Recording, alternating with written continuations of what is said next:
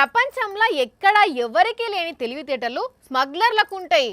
Gun బాగా స్పీడ్గా తిప్పుతున్నావు అని విలన్ అంటే ఏం సినిమాలు చూడట్లేదా అంటాడు ఒక హీరో. అట్లనే సినిమాలు చూసి స్మగ్లర్లకు కొత్త కొత్త ఐడియాలు వస్తున్నాయి. ఒకసారి ఇటు చూడుండ్రి వీళ్ళ దొంగ తెలివి ఎట్లున్నదో. పుష్ప సినిమా మస్తు సార్లు చూసినట్టున్నది ఈ స్మగ్లర్ సార్లు.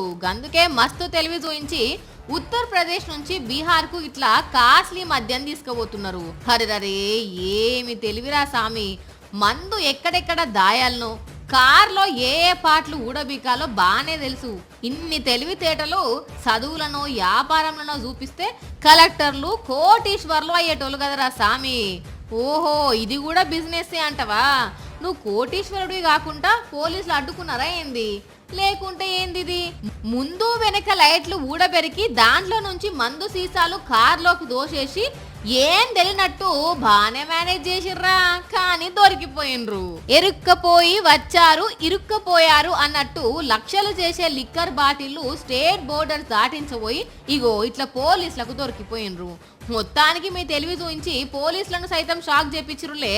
మీ గిట్ల ఛాన్స్ ఇస్తే కారు టైర్లు సైతం బాటిళ్లతోని డిజైన్ చేసేటోళ్ళ లెక్క ఉన్నారు. ఏం చేస్తాం బిడ్డ, దొరికిపోయినరు. గాసరా మంచిగా లేదు.